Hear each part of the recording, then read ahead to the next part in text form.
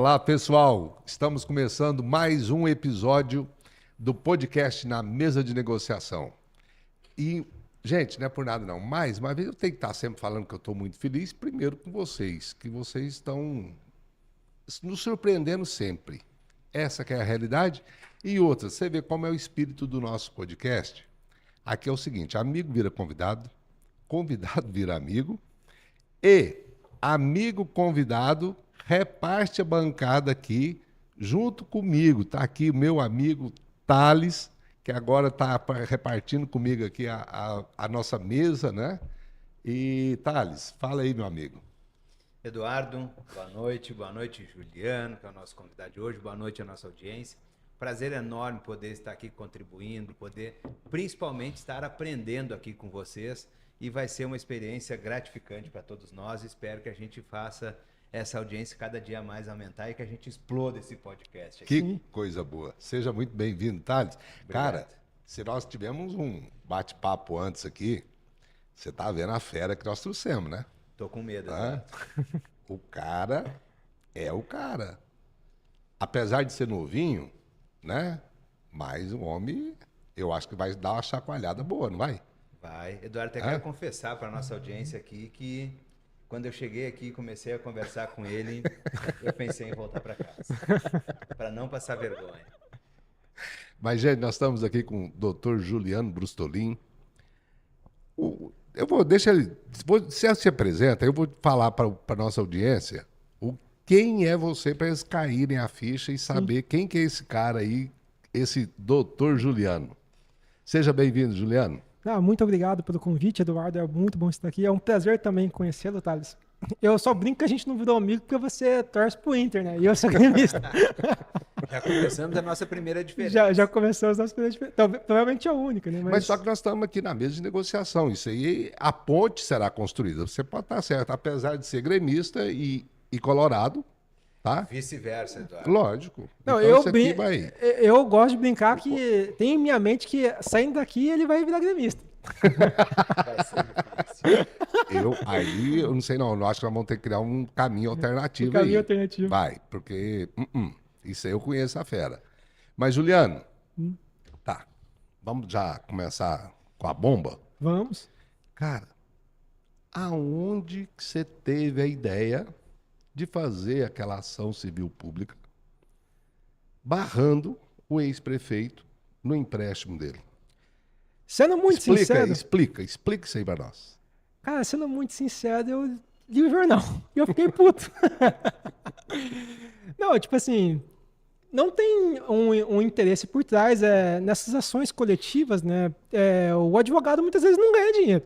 Eu, por exemplo, não fui representado por ninguém. Eu, enquanto cidadão, eu li uma notícia, eu fiquei puto, eu falei, não, tá errado isso aí, não pode. Eu tinha algum domínio sobre a lei para saber que aquela operação poderia estar recheada de algum vício de ilegalidade, e aí eu falei, não, eu vou estudar a fundo, vou fazer o requerimento da lei de acesso à informação para obter as informações na Câmara, e quando eu fui atrás, eu realmente vi essa questão que o empréstimo ele foi montado de uma forma muito rápida e ele violaria a lei de responsabilidade fiscal.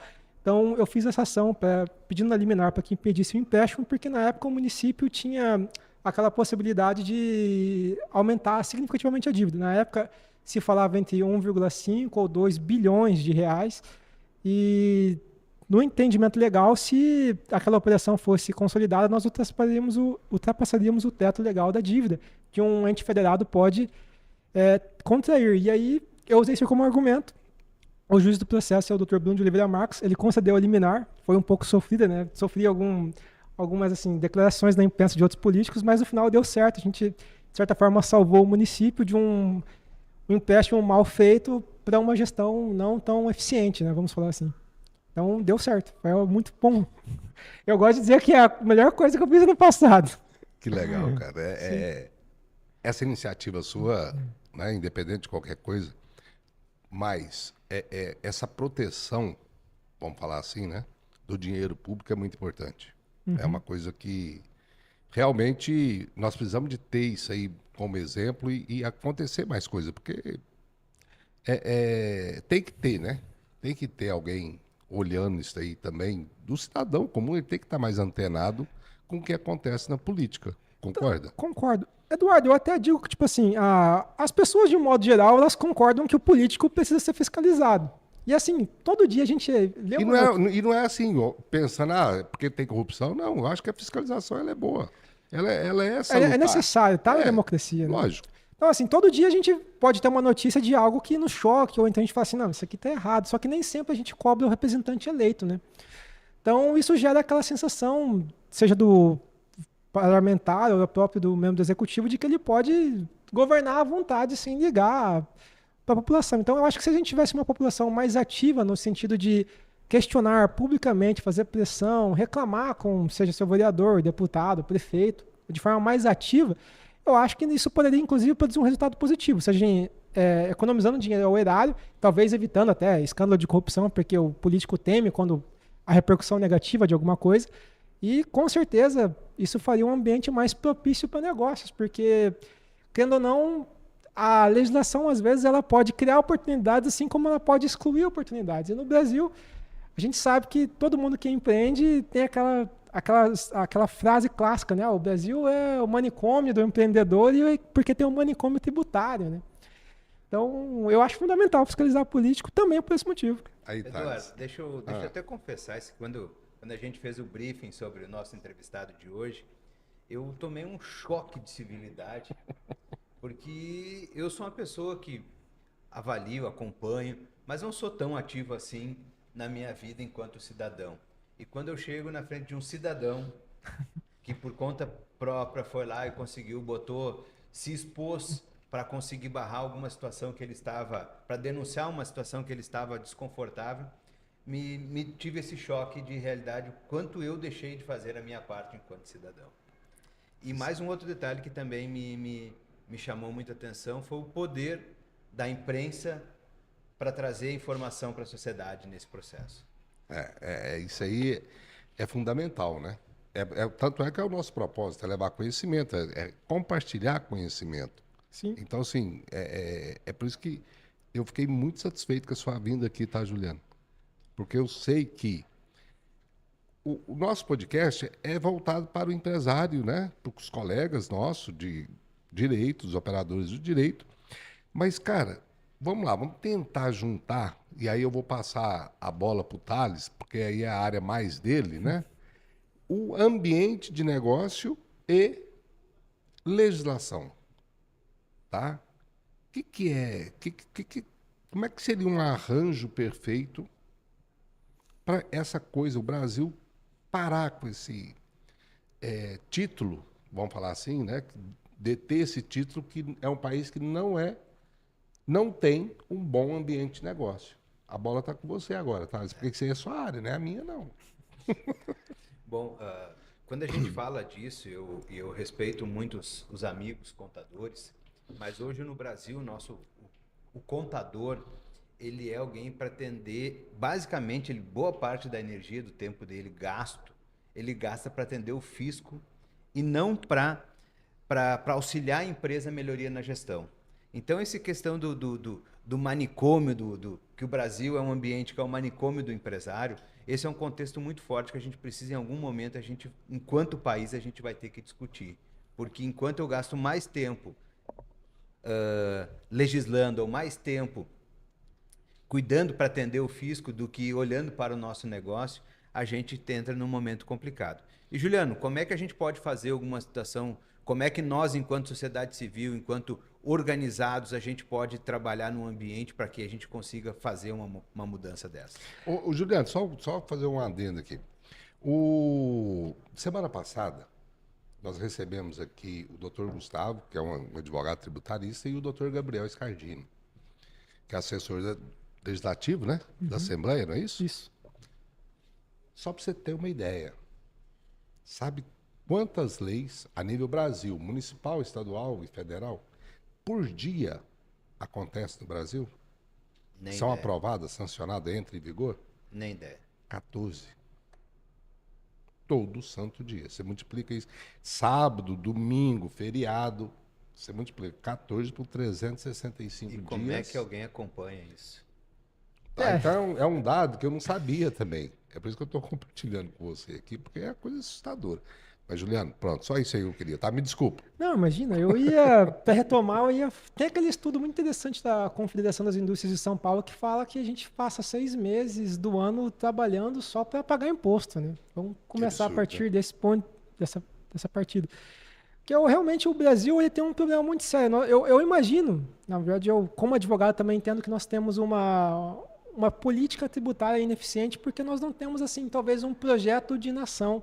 Nós temos muitas vezes projeto de governo. Então, assim, os representantes eleitos muitas vezes legislam pensando em um projeto de governo, não em um projeto de país.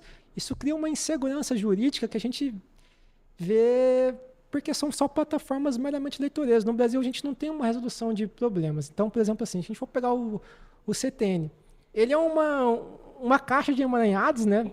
Ele, inclusive, é uma legislação que aconteceu antes da atual Constituição, e ele só foi ratificado depois, mas se você for ver a nível estadual, que é onde rola boa parte das coisas bizarras tributárias no Brasil, cada estado tem, às vezes, regramentos muito específicos. E, às vezes, a União cria, às vezes, de certa forma, assim, um ambiente favorável de negócios através de incentivo em um lugar meio nada a ver. Aqui, a pessoa tem isenção de impostos, às vezes, a nível federal, inclusive abarcando estadual, e não vira. Eu gosto de citar como exemplo essa questão de distopia, de política pública ineficiente, por exemplo, assim, nos anos 70 e 80 o pessoal queria desenvolver de algum jeito as pessoas que moram na Amazônia, né? Pegou o polo de Manaus. Ali a gente criou todo um arcabouço tributário para criar uma política pública para desenvolver aquela região. Só que assim, o que a gente tem hoje em dia? É a Zona Franca. A Zona Franca, sim. Hoje a gente tem uma situação tributária onde basicamente todo mundo no Brasil, todos os entes federados, pagam mais imposto para que exista aquilo lá, para que lá não exista tributação. E, de certa forma, quando você vai ver a operação daquelas indústrias instaladas lá, hoje, principalmente com o final da lei de reserva de mercado, cara, eles são basicamente, no caso vou dar o exemplo da Honda, né?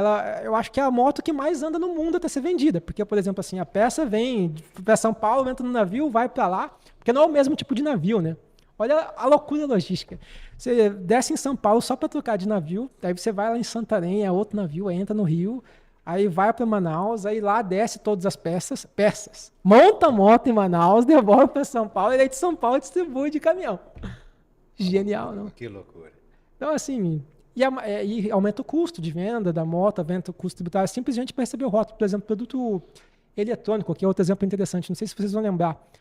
Atualmente é muito difícil a gente ver um eletrônico que tem aquele selo, produzido no polo de Manaus. A gente vê muitas vezes o selo que esteve no estado do Amazonas. Porque hoje, muitas vezes, o produto entra por lá só para ele ter a isenção tributária. Mas ele não é produzido lá. Uhum. Então, não sei se vocês vão... vocês que têm mais tempo de Brasil do que eu, né? Que você tem mais experiência de vida. Tinha aquela questão que muitas vezes a indústria saiu de São Paulo para se instalar lá, porque teve realmente um incentivo, construiu fábrica, construiu o galpão e isso acabou. Mas porque o político, ele tinha um interesse eleitoreiro de falar assim, não, vamos fazer uma coisa para aquele pessoal daquela região. Porque o Brasil é basicamente um feudo, né? A gente tenta compensar a disparidade, às vezes histórica, social dos estados, criando zonas econômicas ou então zonas de incentivo em lugares que nem sempre dão certo. Igual, por exemplo, a indústria de forma clássica se instalou por São Paulo, não porque simplesmente São Paulo é um estado melhor para se investir num primeiro momento, mas porque nos anos 50, quando começa a industrialização de peso no Brasil, para algumas indústrias lá era um estado que tinha melhor logística. E aí isso vem de fatores históricos que remontam ao Império, tipo aquela questão de ter mais modais disponíveis, tipo hidrovia, ferrovia, rodovias mais estruturadas, né? Porque tem que lembrar que o que vai começar a ter estrada no Brasil, ou difundir, de certa forma, os modais, é a Brasília. Tudo tem um motivo, tem um porquê, né? Então, assim, a desenvolvimento fica no Sudeste. Mas aí, no caso de São Paulo, é por causa do café, que foi uma cultura muito forte, lógico, tinha o escoamento, né? Uma questão demográfica também, bastante gente para ter que empregar. Sim. Porque, assim, teve muito dinheiro de São Paulo, né? Não, mas se vocês forem pegar assim... Se você pegar, era muito difícil, pensa aí, dentro daquele contexto, naquela época, chegar a desenvolvimento no Mato Grosso. Concordo, com mas... aqueles recursos que nós tínhamos, com aquele conhecimento, com a tecnologia que nós tínhamos. Não, eu concordo, mas é que se a gente for pegar ciclo econômico, assim, até mesmo legislativo do Brasil, a gente vai ver que existiu por muito tempo no Império, até mesmo no começo da Primeira República, o Nordeste teve uma situação mais favorável. Excepcional. E, inclusive, o primeiro polo econômico do Brasil Sim. foi lá. São Paulo, para quem não sabe, a cidade de São Paulo virou a cidade que é hoje, no final da década de 40 e 50. Sim. Não, é um fenômeno relativamente recente.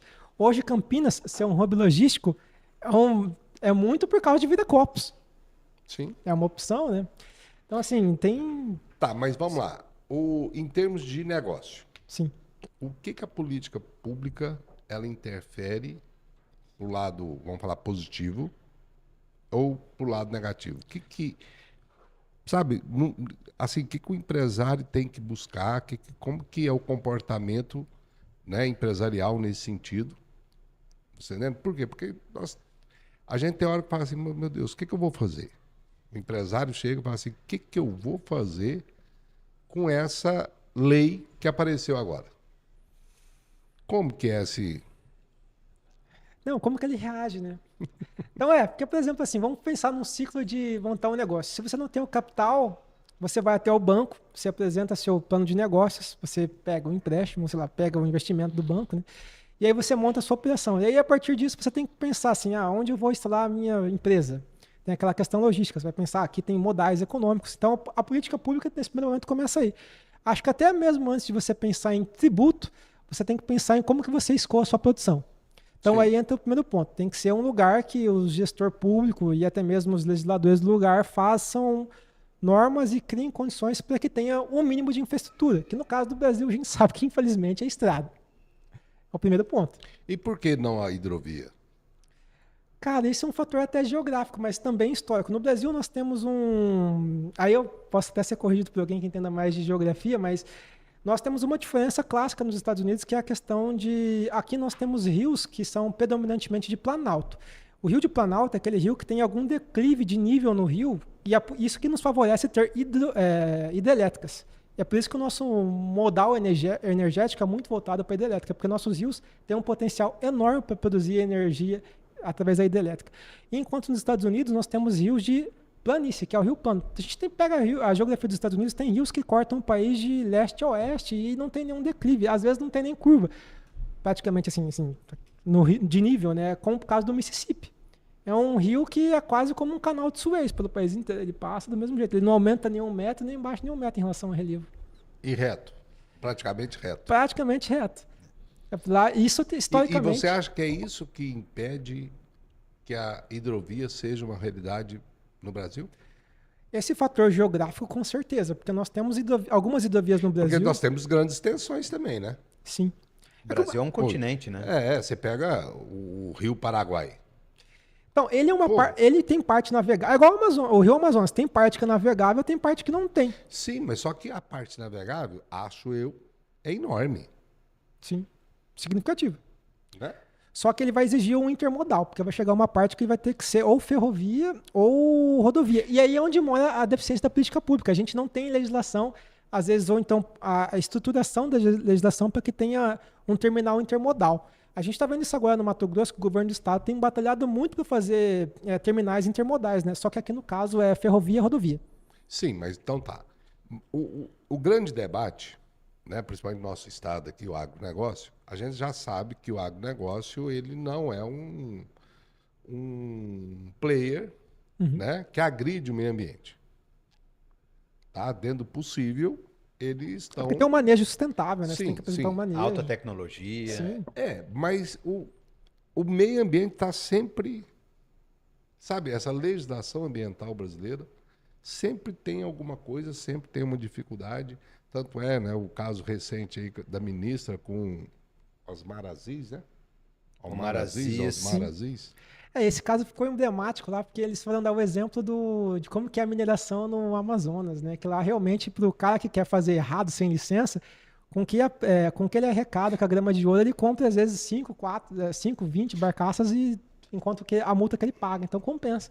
Dependendo do nicho de negócio, compensa por causa disso. Você pagar a multa é mais barato do que você se regularizar.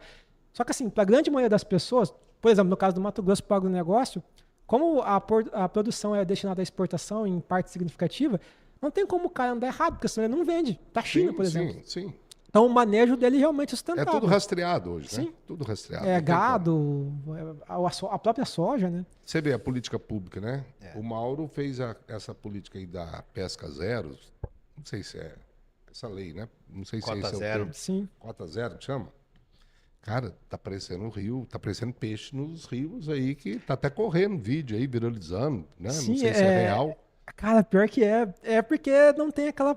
A política pública, quando ela é feita de forma inteligente, que propicia, preserva a natureza, mas não elimine a necessidade da pessoa ter a fonte de renda dela, é interessante por causa disso.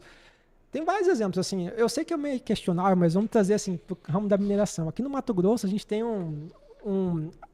é questionável para algumas pessoas, né? As pessoas acham que mineração, historicamente, é um negócio que agride e acaba com a paisagem por causa de, talvez, carajás, né? Sim, é uma mina que realmente mudou o bioma. Serra Pelada também é outro exemplo, né? Que era um morro, hoje é um buraco, bem fundo, inclusive. Mas assim, hoje, de forma sustentável, no Mato Grosso, por exemplo, quando a pessoa faz a mineração, ela tem que entregar, mesmo que ela use mercúrio, e ainda assim com regulações muito extremas em relação ao uso do mercúrio, ela tem que recuperar toda a área. Então hoje você falar assim, mineração é uma atividade que polui. Não, porque muitas vezes onde o cara minera, a área não tem, às vezes, uma vida nativa tão boa quanto é quando ele restaura a área, porque ele tem que plantar a mata nativa, de forma que vai reintroduzir aquele nicho ecológico que existia ali. Então, por exemplo, assim, se existia bicho, quando ele reestruturar tudo, voltar a ser arborizado, vai ter. Sei, é claro que demora um pouco, mas tem que ter esse incentivo, porque senão não tem também um incentivo à proteção do meio ambiente. Porque hoje, por exemplo, assim, tem um negócio que eu elogio bastante, a questão do crédito de carbono. Hoje a gente refloresta muito porque a gente vende o crédito de carbono. Então, assim, tem políticas que, quando ela é bem conciliada, bem pensada, ela dá certo. Vocês estão fazendo me lembrar de 2 episódios aqui que eu até anotei para conseguir fazer esse link. Quando você falou de política de governo ou de política de Estado. Sim. A gente tem um exemplo muito grande aqui, quando a gente conseguiu fazer extensão no governo Bolsonaro, fazer extensão da BR-163 para Miritituba, em direção ao Pará, no norte do estado. Aqui isso foi um avanço enorme de diminuição de logística, de eficiência logística para o nosso produtor do norte do estado aqui. Sim, basicamente eles terminam uma ideia que começou lá atrás aqui no Mato Grosso, o falecido deputado Pedro Wigert, né, o Pedro Satélite. A 163, ela passa em muitos lugares porque ele falou assim, não, ele tinha empresa de ônibus, né? Sim. E aí ele falava assim, não, eu tô lá, eu vejo, tem gente lá, passa a estrada lá. É muito importante isso, né?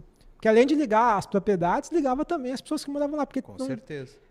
As pessoas às vezes acham, a estrada liga alguma coisa. E tinha lugarejos que hoje a estrada passa e é economicamente viável, às vezes até o mesmo município por causa da estrada. Então, assim, eu também acho um projeto sensacional, porque nesse caso, esta extensão, ou sei lá, algumas pessoas chamam de ramal, ele pensou justamente nessa conciliação do intermodal, né?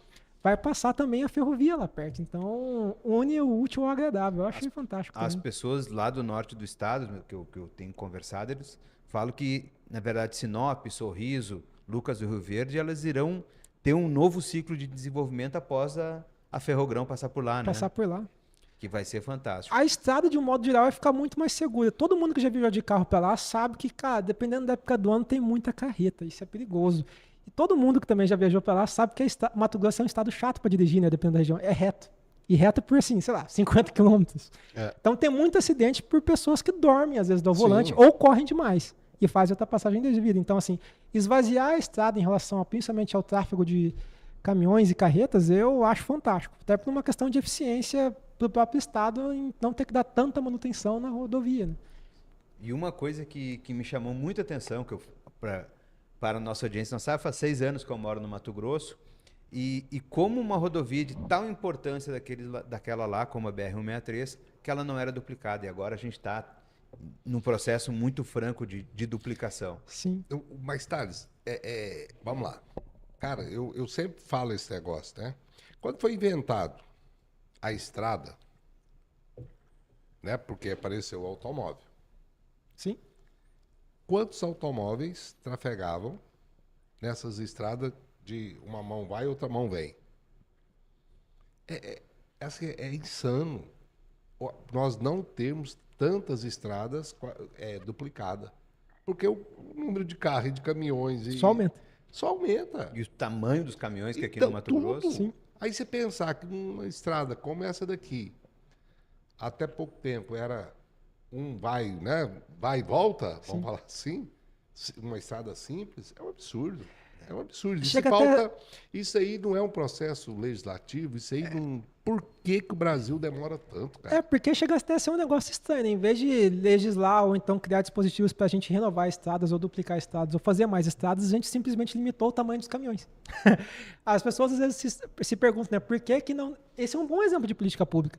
As pessoas às vezes se perguntam por que sumiu o tal do caminhão bicudo. Todos agora são frontais. É porque a gente regulamentou o tamanho que pode ter o cavalo mecânico. Nossa senhora. É por causa disso. Porque a gente começou a ter... Imaginei. Agora é só cara chata. Sim, faz mais de 15 anos isso. É porque assim, a gente estava começando a ter caminhões muito grandes. Então, vamos assim, hoje a gente mede o cavalo mecânico, o tamanho total da carreta, ela tem que considerar a carreta em si, né, que é o que puxa, e o cavalo mecânico. Então, quando o cavalo mecânico ele era bicudo, ele aumentava, ele perdia pelo menos em 2 metros a área útil para carga. Então, por uma questão econômica, o governo achou mais interessante limitar os fabricantes de caminhões e cavalos mecânicos a mudar a forma como a indústria operava, para um modelo até mais inseguro, porque na época teve debate que o caminhão bicudo ele é mais seguro para o motorista, porque tem um motor na frente.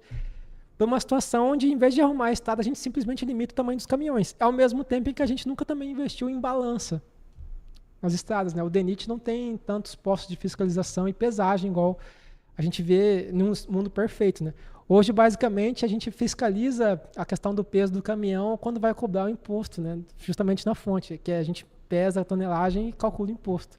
Eletronicamente, essa foi a solução. Por isso também que a gente não vê tanta balança, mas tinha que ter balança. Tá, então volto a insistir. Por que esse processo legislativo brasileiro, ele é complexo, parece assim, é uma jabuticaba, porque não funciona? Por que tem 14 novas leis por dia e a coisa não funciona? Por quê? Que a gente procura saídas fáceis para problemas que às vezes são estruturais e complexos, que demandam tempo. No Brasil, a gente tem a cultura do imediatismo. Às vezes combater o carrapato, mata a vaca, né?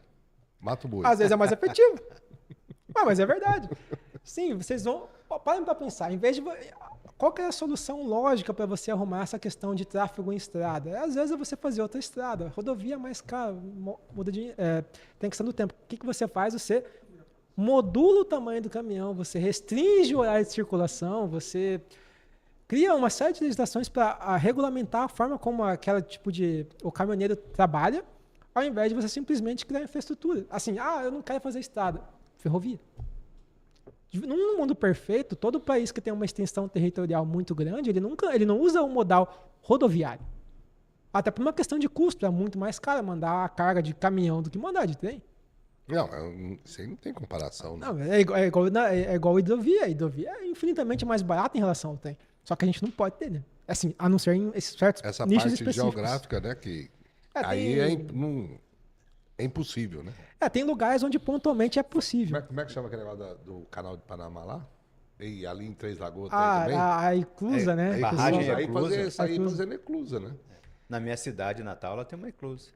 Bom Retiro do Sul. Só que aqui não é economicamente viável, né? Porque, assim, o problema do Rio de Planalto é que ele tem níveis demais. É inclusive um dos problemas do canal do Panamá, por isso que demorou muito tempo para fazer.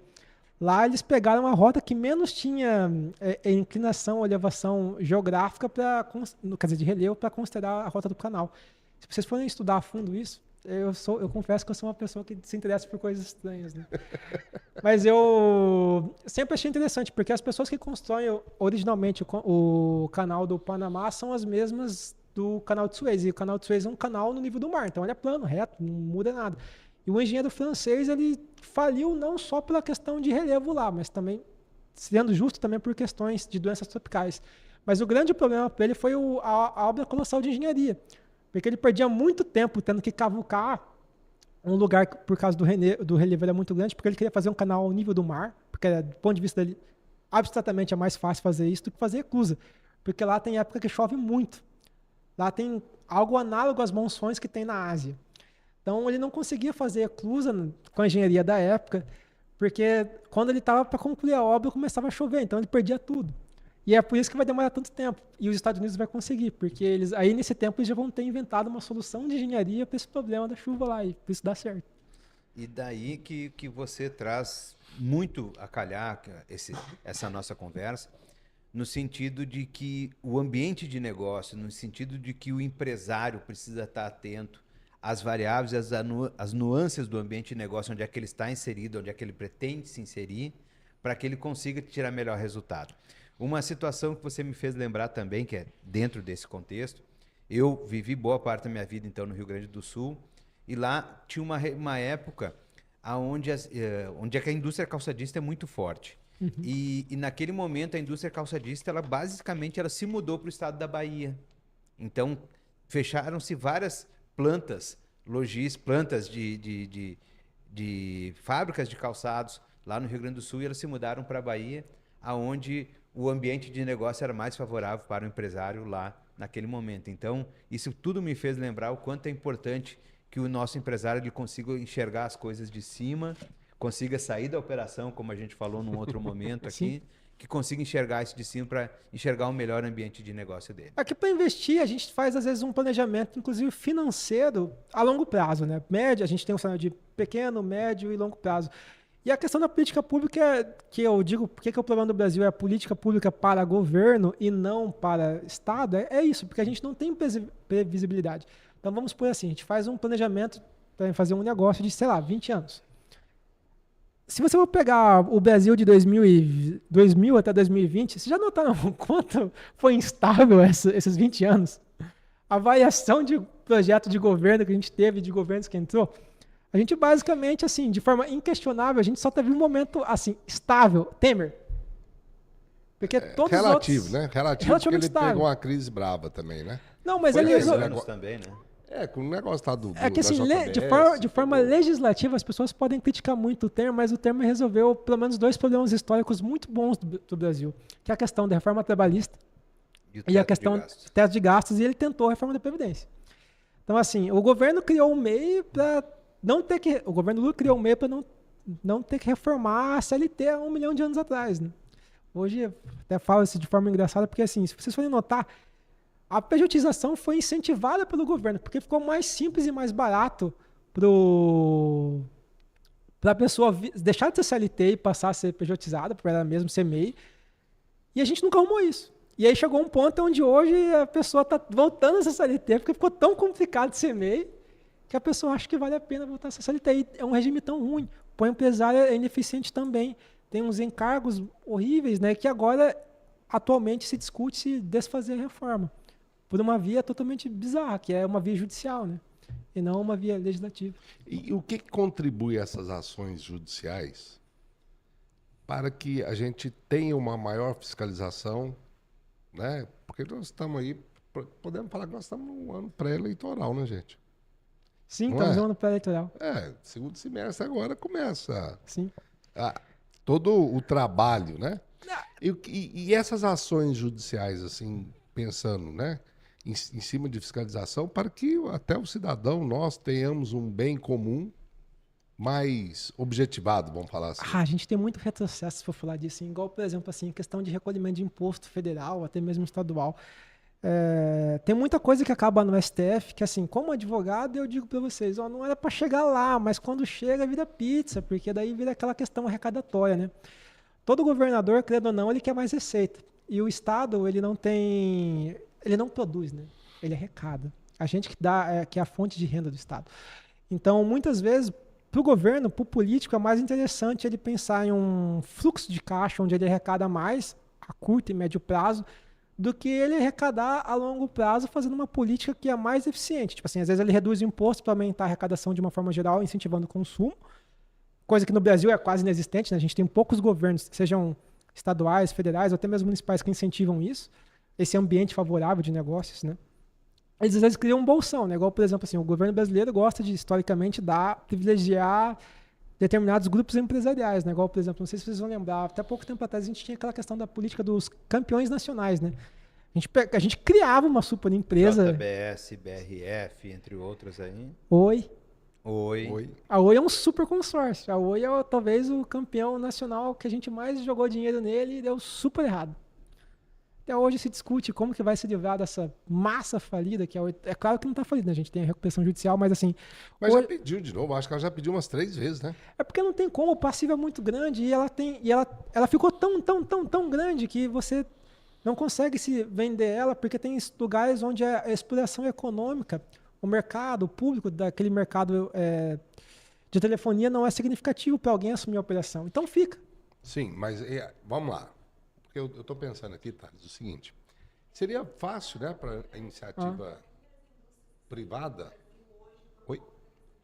É verdade, Paraguai. Ela apontou um negócio interessante. Hoje o Brasil está desindustrializando, as pessoas estão saindo de São Paulo para ir para o Paraguai, porque lá eles dão isenção de imposto. Entre eles está a Ford, a Mercedes, o grupo de produção de cimento, benefício de petróleo. O que ela está falando é muito massa, porque hoje a gente só tem uma montadora, um grupo de montadora que tem ainda incentivo, que é a Stellantis. O governo deu um puta incentivo para a Stellantis ficar em Minas. De forma que todas as outras empresas, não sei se você vai lembrar, é a guerra da Ford. Todo mundo ficou puto e a Ford saiu, inclusive, porque não teve o mesmo incentivo. E eles privilegiaram especificamente a Stellantis. Eu não vou entrar nessa...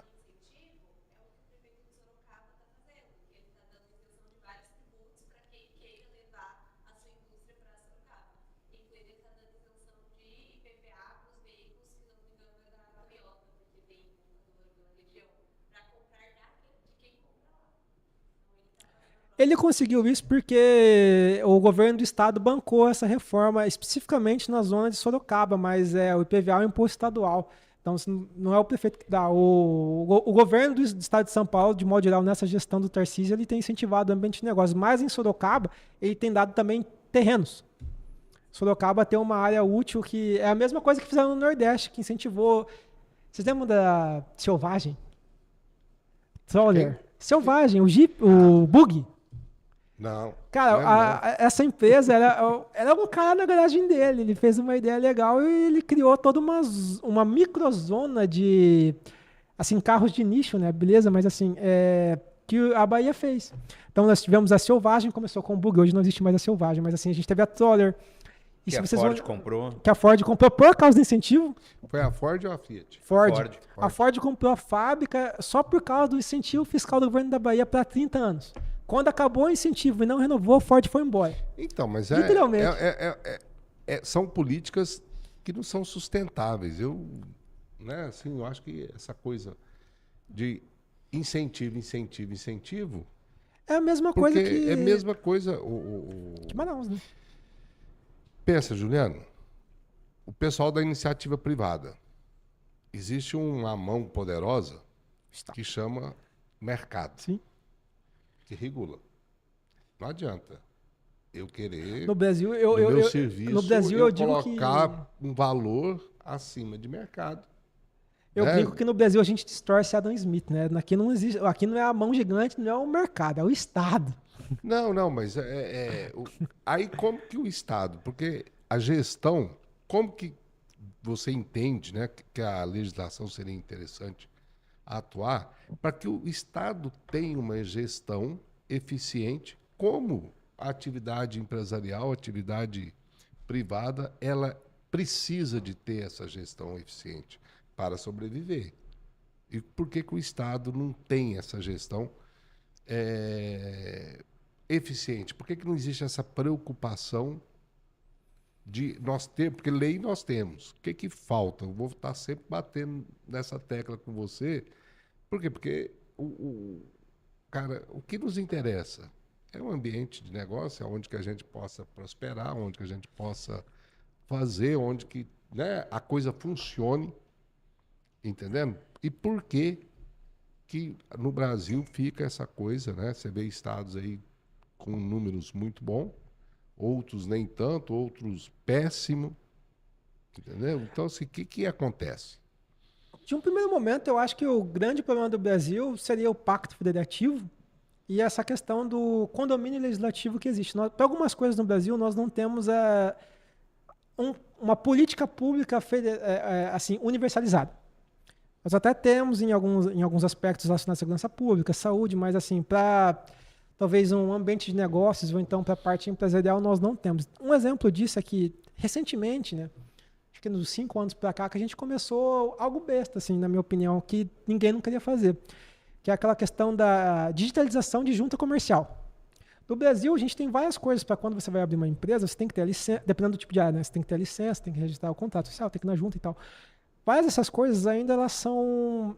Não é nenhuma questão de ser digital, mas ela não é integralizada. Então, a gente varia isso de ente federado para ente federado. Tem estado que é mais fácil da empresa, demora menos tempo na junta. Sim. A junta analisa mais rápido. Tem estado que... Isso assim, só no primeiro momento. Assim, vou abrir a minha empresa hoje. Aqui no Brasil, alguém fez... Eu não lembro onde eu já li isso, mas acho que se jogar na internet, a pessoa consegue verificar a informação. O pessoal comparou, assim... Que talvez tenha sido a Confederação de Indústrias de São Paulo. Aqueles dias que você leva para abrir empresa, documentalmente pelo menos. Aqui no Brasil, em média, é 180, 187 dias, 190 às vezes, dias para você abrir uma empresa. Olha quanto tempo. Tem país no mundo que... Eu sei que é questionável, né? Mas assim, é em um dia. Sim. Mas você falou um negócio aí que eu acho interessante. A IA, né, a inteligência artificial, está batendo na nossa porta. E por que o Brasil já não adianta e começa a pensar, a ter uma regulação, né? Uma legislação, não regulação, desculpa, não gosto desse termo de jeito nenhum. Sim. Mas uma legislação mais atualizada, porque a tecnologia não tem onde a gente correr, ela é uma realidade. Eu entendo o seu ponto para IA, mas assim, de certa forma a gente tem que mudar todo o arcabouço legal do Brasil. Eu sou uma das pessoas, um dos juristas, né? Não que eu seja famoso no meio propagando essa ideia, mas eu compartilho a ideia que nós temos que mudar a Constituição. Porque tem muita coisa no Brasil que o problema é por causa dela. Sendo sincero, porque, por exemplo, assim, a gente tem, por exemplo, essa figura do Pacto Federativo, onde, às vezes, um Estado produtor gera muita riqueza para sustentar um Estado que Você poderia explicar para nós o que é o Pacto Federativo? Para a nossa audiência entender, porque... Sim, claro, de forma muito grosseira, mas muito grosseira mesmo. Vamos supor que você seja um Estado ou uma cidade, e aí você arrecada R$10 sobre alguma coisa. Você manda todo esse dinheiro para Brasília, e Brasília te devolve uma fração disso, tipo R$2, 3, às vezes 1. Porque é Brasília que reúne as verbas e destina o orçamento com base nos interesses que a República estabelece junto com o Congresso, né, o governo executivo, para aquele exercício fiscal ou até mesmo aquele governo. Então, por exemplo, é por isso que no Brasil nós criamos, ao longo das décadas, zonas econômicas específicas que têm, às vezes, um desenvolvimento mais privilegiado que outras. Como que a gente começou a combater isso, de certa forma? Esse fenômeno da privilegiação de alguns setores fez criar a guerra fiscal entre os estados. Então, os estados, eles têm competência no Brasil para eles darem algumas isenções em relação a impostos de competência estadual. Isso foi gerar um outro problema, porque daí o governo federal, que também tinha uma parte nesse imposto, falou assim, não, vocês não podem dar tanto incentivo. Então, por isso que às vezes a indústria se instala, às vezes, igual a gente estava citando aqui, se instalou no Nordeste, em determinados estados, para a indústria automobilística, conseguiram negociar com o governo federal na época essa isenção para essa categoria, não é para todo mundo, é para essa categoria. É por isso que em Minas, por exemplo... Tá, mas eu quero saber, qual que é o... Define aí de forma bem simplinha. Não, é isso. Você arrecada, por exemplo, R$10, você manda todo o dinheiro para Brasília e o Brasília te devolve uma fração disso. Esse é o Pacto Federativo. Para a questão tributária de dinheiro, sim. Porque a outra coisa que seria é que Brasília define as normas do jogo. Então, por exemplo, assim, o parâmetro federal para legislar é da União. A União define como que você vai fazer e você pode simplesmente complementar aquilo que a União não regulamenta ou que ela deixa você, Estado ou município, legislar em matéria comum, ou de competência exclusiva no caso do Estado, para tentar equilibrar aquela especificidade do seu Estado. Então, por exemplo, assim, vamos falar de licenciamento ambiental em questão de meio ambiente. O Brasil, como é um país muito grande, ele tem biomas diferentes. Então, assim, para o Código Florestal é um só, uma norma unificadora, mas, assim, às vezes o licenciamento ambiental daquela atividade, no Mato Grosso, é a mesma atividade de agricultura, por exemplo, é diferente em São Paulo, porque São Paulo tem biomas diferentes do Mato Grosso. Sim. Então, para emitir essa licença muda, mas o parâmetro federal acaba sendo o mesmo. A questão que eu estava trazendo, é que isso cria esses bolsões. Porque, como você vai ter estados que são, às vezes, mais populosos ou que, historicamente, têm alguma infraestrutura melhor, você vai ter uma concentração natural da atividade empresária naquele lugar. Lógico. O que te faz ter peso, enquanto governador, para você falar para para Brasília assim, olha, eu preciso de que você me ajude aqui, o meu empresariado está aqui, eu sou zona produtora, eu tenho muito voto, né? Então me ajuda com isso aqui. E o pessoal dava. Só que não existe uma política unificada, é por isso que eu critico novamente a Zona Franca de Manaus. Hoje, a Zona Franca de Manaus é um lugar que, do ponto de vista logístico e econômico, não faz sentido. Se você remover os incentivos, ninguém fica lá.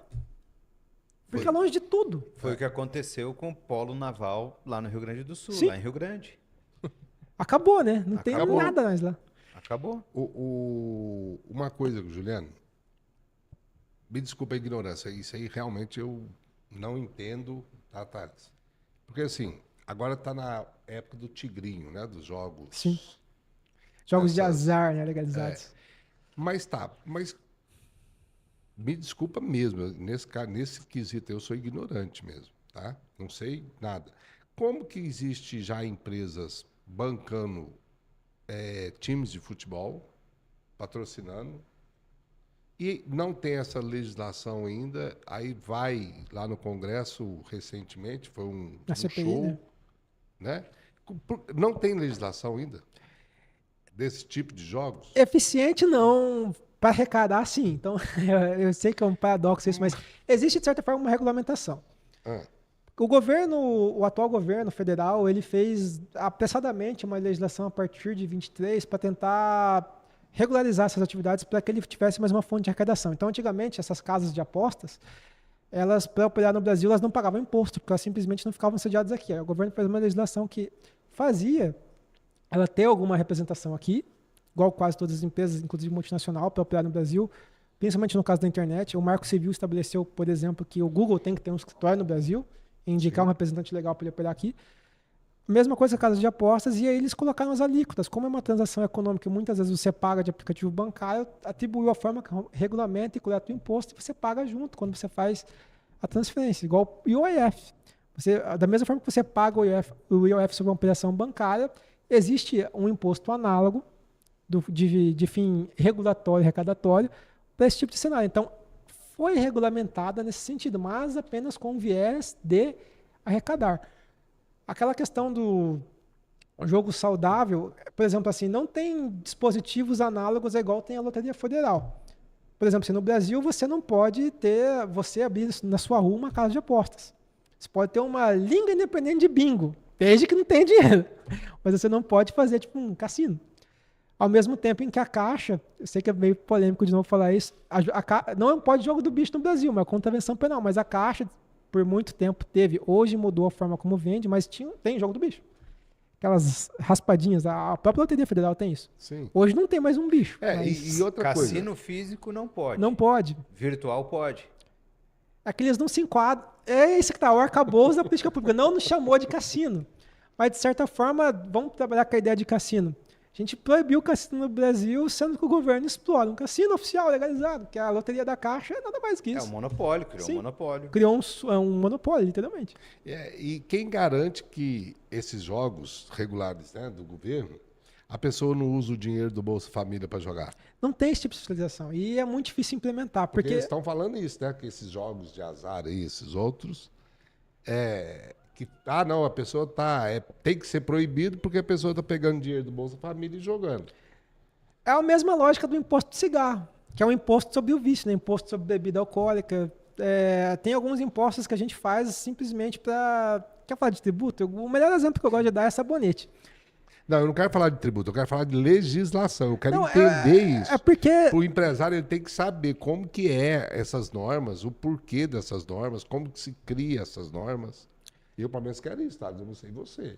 Com certeza. Depende do interesse da legislação. Tudo hoje no Brasil depende de alguém que tem interesse na legislação. Como a gente não tem uma população ativa politicamente no ponto de vista de fiscalizar o político ou cobrar certos tipos de legislação, tipo assim, na história do Brasil, provavelmente vocês que têm mais experiência de vida, vocês devem ter, eu posso citar 2 marcos de legislação que foi de iniciativa popular, chegou no Congresso e o pessoal aprovou. Vou dar o exemplo da Lei de Crimes Hediondos. Se vocês vão lembrar, teve aquele assassinato brutal nos anos 90, acho que a filha da Carla Pérez, Daniela Pérez, alguma coisa assim. Aquela moça foi assassinada brutalmente. A Daniela, filha da Carla. Isso. Por causa dessa moça, nós tivemos uma pessoa que representou toda aquela causa de punir as pessoas que cometiam crimes hediondos. E depois disso, a lei do ficha limpa. São leis de iniciativa popular, que no tempo dos anos 90 tinha que coletar manualmente a assinatura. Hoje, até relativamente mais fácil, você pode fazer um abaixo-assinado, publicar no site do Congresso, eles submetem. Então, a gente não tem uma união nacional em prol de uma campanha. Isso é um ponto. Hoje, com a tecnologia, é mais fácil a sociedade civil se organizar, até mesmo em volta de associações, ou então mesmo, sei lá, alguém faz vídeo na internet e repercute, não, vamos fazer uma lei sobre isso. Hoje em dia é mais fácil a gente ter esse controle. Mas o final da ponta é basicamente você não cobrar seu político. A gente vota hoje errado. É justamente isso que eu ia te perguntar. Que tem até aqui, ó, no meu script.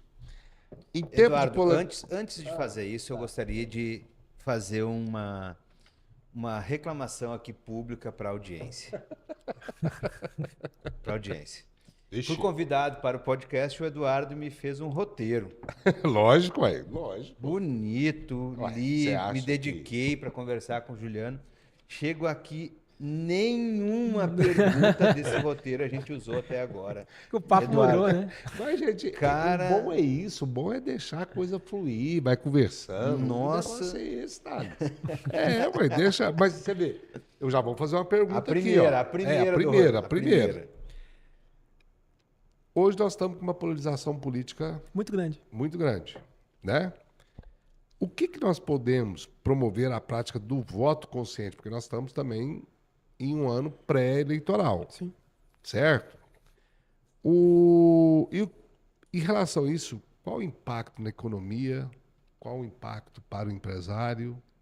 Esse tal do voto consciente, né? Esse voto sem essa polarização, gente, vamos escolher o melhor, vamos escolher o mais bem preparado, sabe? Não aquele que fala melhor, aquele que agrada melhor, porque nós estamos, né? É o mais bonito, como foi na É. época do Collor, né?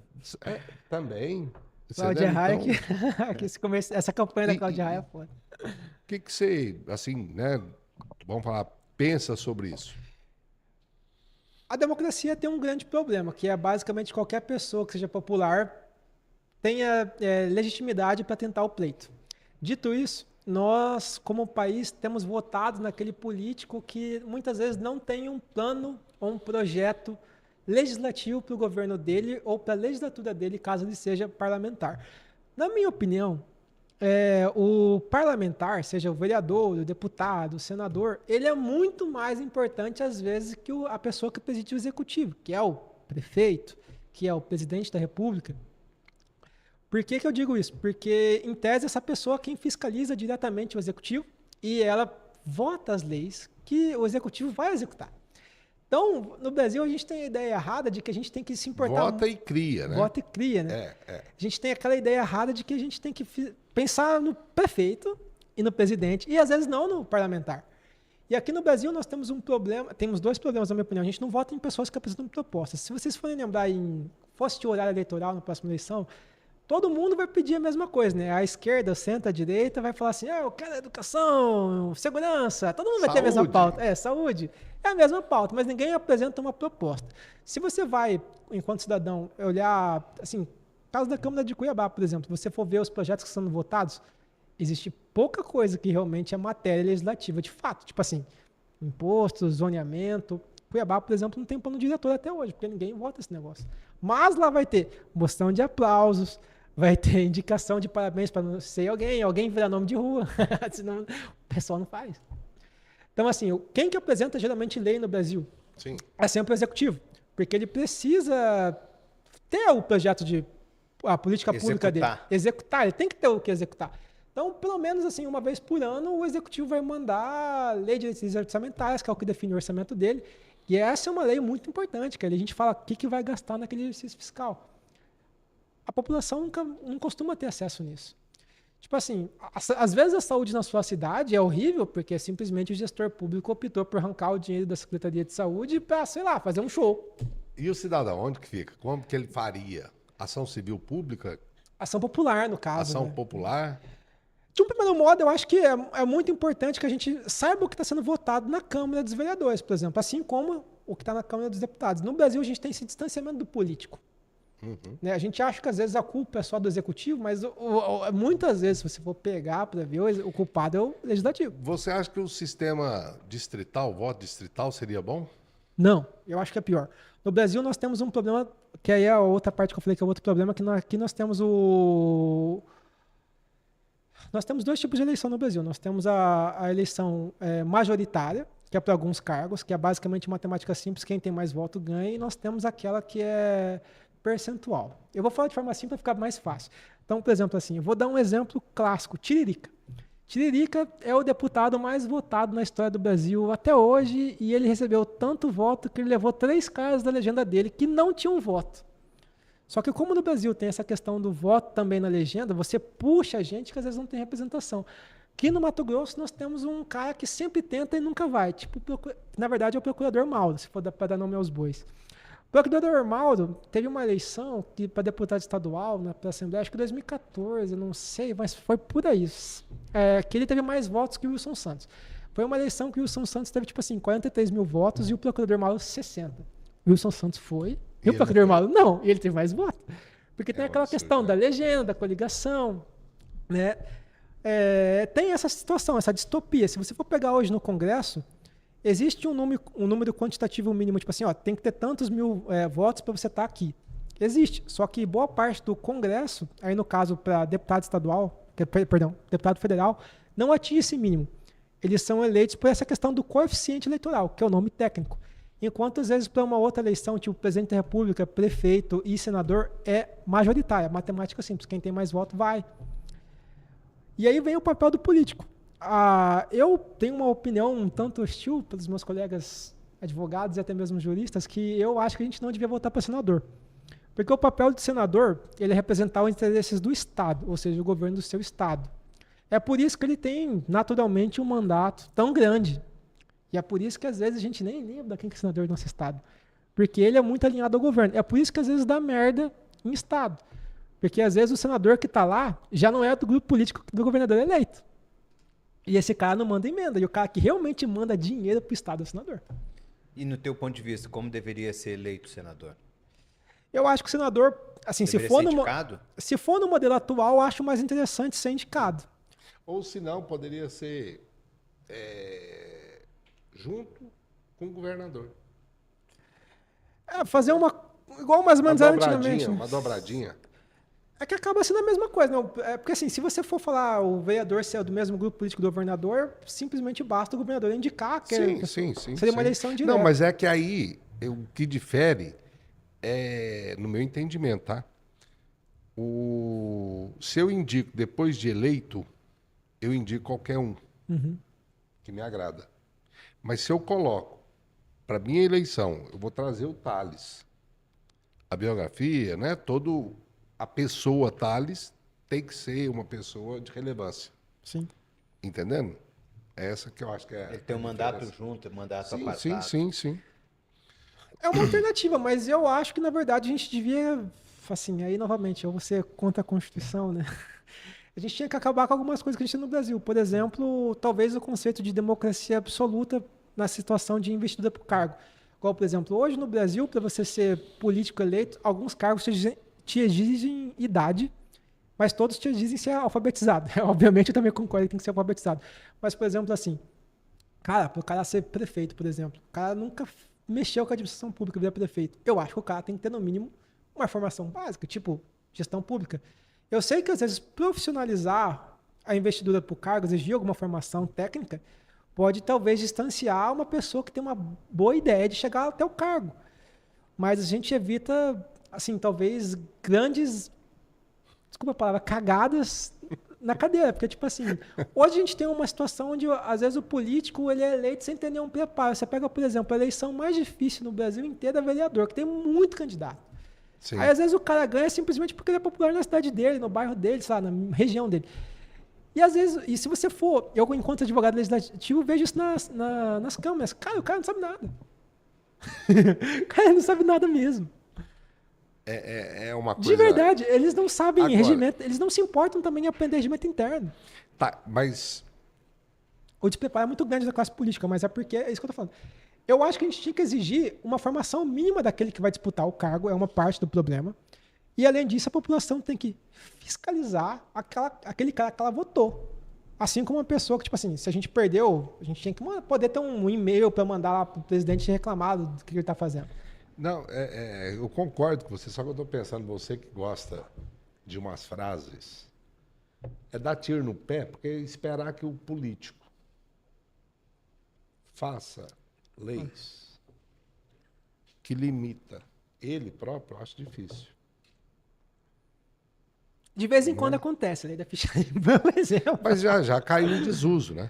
Assim, Não, ainda impede muita gente de se eleger. Ela foi, de fato, flexibilizada em algumas coisas, né? Porque não tem como. Brasília legisla para Brasília, né? Sim.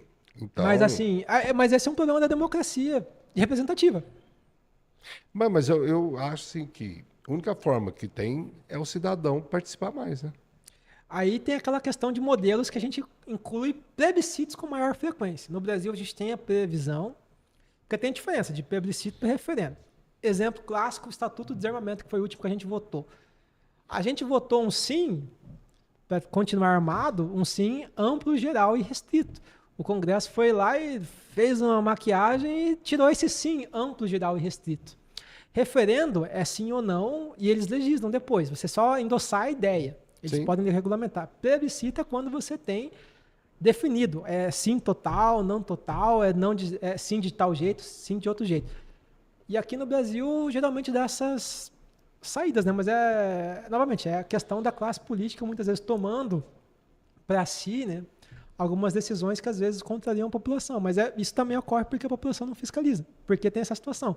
Muitas vezes o político que está lá exercendo o cargo não é o cara que você votou. Em Câmara e na Assembleia Legislativa e também na Câmara dos Deputados. Não sei se vocês já foram ver isso. Mas, assim, para deputado nem tanto, mas, assim, deputado federal, você vota no cara e muitas vezes ele exerce o mandato inteiro. A não ser quando ele vai tentar ser alguma coisa no estado dele. Não sei se vocês já viram essa questão de o suplente ficar. Não, mas nós temos 2 casos aí... Emblemáticos, né? Emblemáticos, né? Do Eduardo Bolsonaro. Sim. E agora da Zambelli, né? Da Zambelli. Hoje aconteceu. Então não precisa ir muito longe, assim. Se você for pegar o pessoal que nessa legislatura que ganhou na Câmara de Vereadores de Cuiabá, tem um suplente já lá. Se você for na Assembleia, já tem suplente lá. Porque puxa, né? Sim. O executivo puxa para o secretariado ou...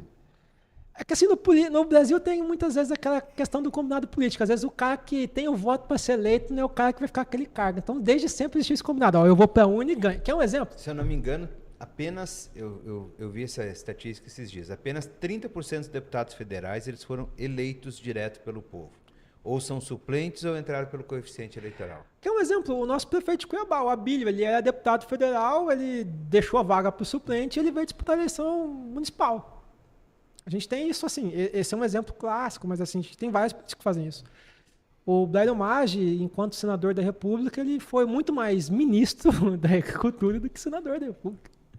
Então, assim, tem muitos casos, a gente não precisa ir longe. Tipo assim, eu acho que... O ministro atual da Agricultura, ele é senador pelo Estado.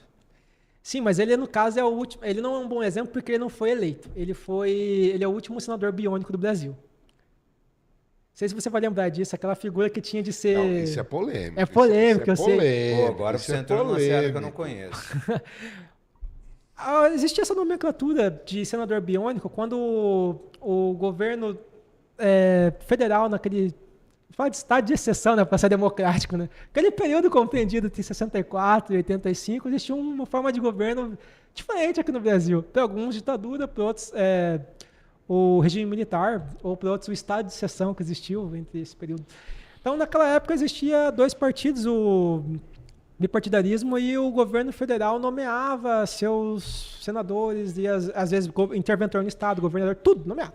Os prefeitos das capitais? Também prefeito de capital, não tinha eleição direta. Então, ele escolhia quem ele queria lá e foda-se. No caso do Fávaro, se você for lembrar, quem ganhou foi a Selma. De fato, ela ainda estava disputando o processo judicial para voltar para o cargo. Só que o governo de Mato Grosso, como é quem detém a vaga, o governador, na época do Mauro Mendes, falou assim, olha, STF, eu preciso do meu senador, estou perdendo verba. Eu quero que imposta o segundo cara mais votado, que foi o Fávaro. É por isso que no Mato Grosso tem uma briga muito grande que algumas pessoas o consideram traidor, porque quem o colocou na cadeira, ele foi para um lado totalmente oposto. É por isso que também se fala que ele é o último senador biônico, porque quando ele arrumou algo melhor para ele ficou outra pessoa que também ninguém votou, né? Ela é uma boa senadora hoje, precisa reconhecer, mas ninguém votou na Margarete. É polêmico, né? Mas e ela vai ficar lá por mais um Não, tempo. eu tô achando assim que, infelizmente, nós vamos ter que parar com esse caso polêmico, né? Porque Chegando ao fim. estamos chegando ao final e eu gostaria de saber, Thales, Juliano, o que vocês querem deixar de mensagem para os nossos ouvintes? Eu acho que para a gente ter um ambiente de negócios melhor e assim, um país melhor, basicamente a população tem que ser mais engajada. Todo dia a imprensa, até quando ela recebe verba estatal para fazer propaganda para o governo, ela publica uma notícia sobre o que está sendo feito. Eu acho que o cidadão tinha que fiscalizar mais. É claro que ninguém precisa ir na Assembleia, no Senado, na Câmara dos Deputados, na Câmara dos Vereadores, todo dia ver sessão, até porque é impossível, né? Mas todo mundo pode reservar algum tempo do seu dia para entrar no site dessas casas legislativas e ver o que está em pauta. Porque acredite, gente, o Brasil é tão paradoxal que os caras colocam lá e se você for simplesmente ler a pauta, você se choca às vezes. Porque ou não tem matéria legislativa relevante nenhuma, ou tem atrocidades que até quem não entende tanto de direito, ou às vezes da matéria legislativa específica, fala assim, nossa, isso aqui é estranho. É aquela velha coisa, né? O Brasil não é para amador. Não, Não é para Não, amador. de fato. é realmente uma questão cultural, né? Enquanto parte da população quer empreender e às vezes esbarra nessa questão burocrática legislativa, a gente depende da outra parte que simplesmente vive, né? E deixa viver. Isso aí. Eduardo, eu no contexto aqui de que vim para cá com o objetivo de querer aprender e hoje saio daqui com um banho de aprendizado e principalmente com um choque de vergonha, na verdade, por não estar fazendo a minha parte para com a sociedade. Então, agradecer demais o Juliano por estar aqui com a gente, por ter nos levado a nossa régua de conhecimento e por ter nos dado esse choque aí de civilidade que a gente precisa, que eu preciso. Isso aí você falou bem, porque realmente nós cidadãos, precisamos de ter essa participação mais efetiva. Principalmente agora, né? Chegando, volta a falar, nós estamos no ano pré-eleitoral. E é a única forma, não tem outra forma de jeito nenhum, não existe mudança se não... É que agora, eu acho que até agora com a internet ficou mais fácil o cidadão participar do debate político. Por exemplo, assim, hoje você consegue criticar um político comentar no Instagram. Às vezes na eleição eles fazem um vídeo proposta. Ah, eu quero segurança pública. Você vai lá e pergunta como. Não, é mesmo. Hoje pode, né? É mais fácil. Mas valeu demais, viu, Juliano? Muito obrigado, tá? Porque, assim, espero recebê-lo aqui de novo Eu pra virei. gente fazer outro, né, Thales? Não, porque o seu conhecimento, eu acho que a sua expertise, ela tem que ser compartilhada, tá? Então, assim, você pode estar certo, você vai ser convidado de novo. Muito obrigado. Eu virei. Eu adoro participar desses espaços que me permitem, às vezes, falar um pouco sobre cidadania. Porque, Sim. querendo ou não, impacta em tudo. Com Lógico. certeza. Lógico. Vocês não precisam processar nenhum político, né? Não recomendo. Eu, pessoalmente, perdi cliente na última vez que eu fiz isso. Mas, assim, é importante o cidadão fiscalizar. Para o empreendedorismo, eu acho fundamental. Se a gente cobrar o político, a política pública sai. Sim, não resta a menor dúvida. Sim. Mas, gente, muito obrigado. Por favor, compartilha, curte, porque o podcast Na Mesa de Negociação é feito para você. Um grande abraço. Tchau, tchau. Até mais.